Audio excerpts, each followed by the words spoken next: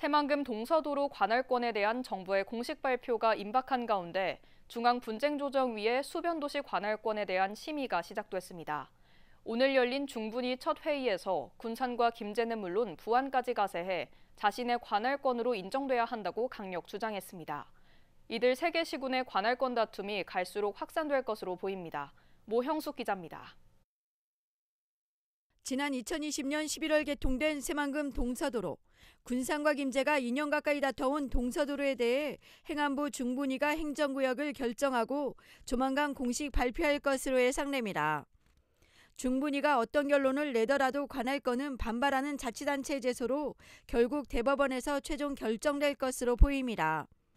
이런 가운데 행안부 중분위는 21일 수변도시에 대한 첫 회의를 열고 논의를 본격화했습니다.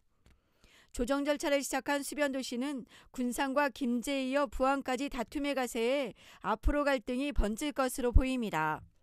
이날 회의에서는 군산과 김제, 부안의 지자체장들이 참석해 수변도시에 대한 의견을 냈습니다. 군산시는 수변도시의 기반시설은 군산에서 시작됐다며 효율성으로 봤을 때 군산이 적합하다고 주장했습니다. 우리가 기반시설을 다 해줘요. 근원이 다 군산에서 간단 말이에요. 그러면 피해는 다 군산이 있고, 수변도시를 만든 계기가 처음 만들 때 군산 관할을 넘겨두고 만들었어요. 다 그러왔으니까.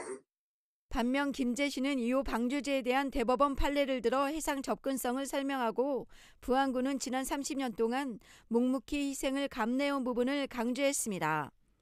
일단 남경 7공구 방세가 김제로 돼 있고 이후 방주제 판결 날 때 거기에도 남경강과 동진강으로 해서 해상 접근성 그런 확보도 있고 해서 그렇게 결정했다 그런 한시한 내용이 있어서.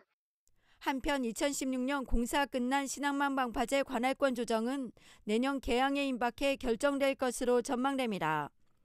초읽기에 들어간 새만금 동서도로 관할권, 새만금을 둘러싼 영역 다툼은 더욱 치열해질 것으로 보입니다.